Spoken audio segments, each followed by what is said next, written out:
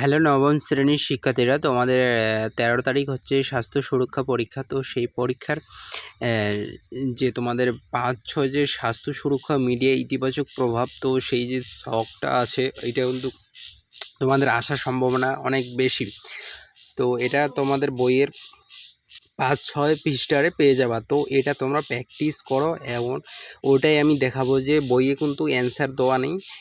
তা তো সেখানে কিন্তু অ্যান্সার পাবা না। তো অ্যান্সারগুলো আমি দিয়ে দিচ্ছি।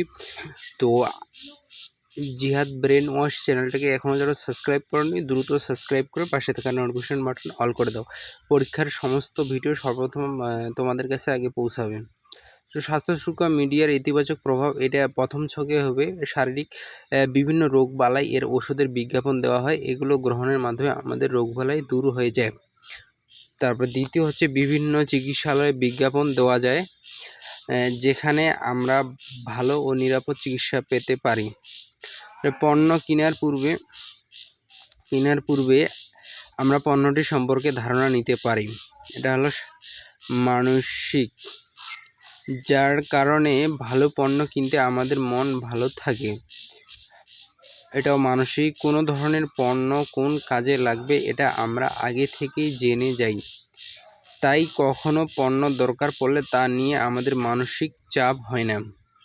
তারপরে মানসিক চাপ, ঘরে বসে যেটা হচ্ছে সামাজিক, ঘরে বসে অনলাইনে সহজে আমরা আমাদের পণ্য অর্ডার করতে পারি এবং আমরা খুবই সহজেই আমাদের কাঙ্ক্ষিত পণ্যটি পেয়ে যেতে পারি।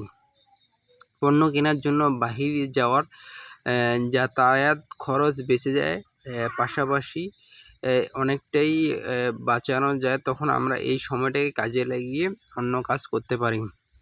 স্বাস্থ্য সুরক্ষা মিডিয়ার নেতিবাচক প্রভাব,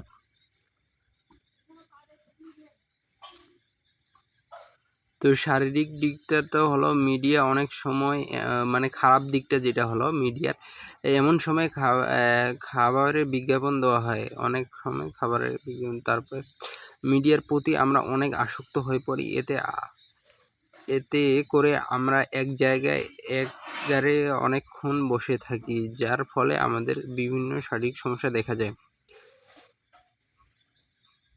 এরপরে যেটা হচ্ছে শারীরিক সমস্যা দেখা দেয়, তারপর হচ্ছে মিডিয়া।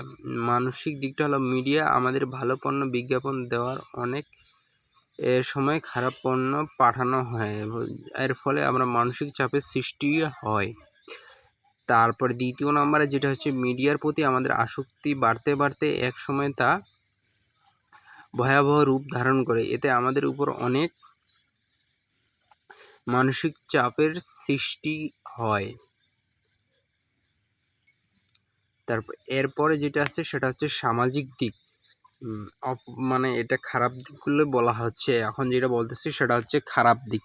তো এরপরে সামাজিক দিকটা হলো মিডিয়ার মাধ্যমে ইচ্ছাকৃতভাবে সমাজে যে কাউকে আপনজনভাবে ফুটিয়ে তোলা যায় সবার সামনে, এতে করে ওই ব্যক্তির জীবনে অনেক সমস্যার সৃষ্টি হয়। মানে মিডিয়াতে আমরা যে কাউকে আপনজন ভাবে ফেলি, এর কারণে আমাদের ভোগান্তির সৃষ্টি হয়।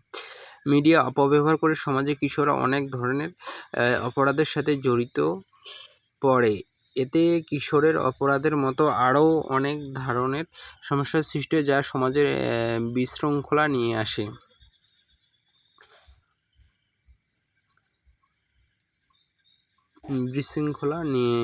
মানে বিশৃঙ্খলার সৃষ্টি হয়। তো এটা ছিল স্বাস্থ্য সুরক্ষা যে মিডিয়া ব্যবহারের অপচয় খারাপ দিকগুলো, তো এগুলাই বলা হলো। তো ছকটা আমি A to Z দেখালাম, আর তোমরা যদি ভালো করে বুঝতে না পারো এই নবম শ্রেণীর স্বাস্থ্য সুরক্ষা, তোমরা যদি বুঝতে না পারো তাহলে অবশ্যই কমেন্টে বলবো, আর চ্যানেলটাকে অবশ্যই সাবস্ক্রাইব করে রাখবা, পাশে থাকা নোটিফিকেশন বাটন অল করে দিবা।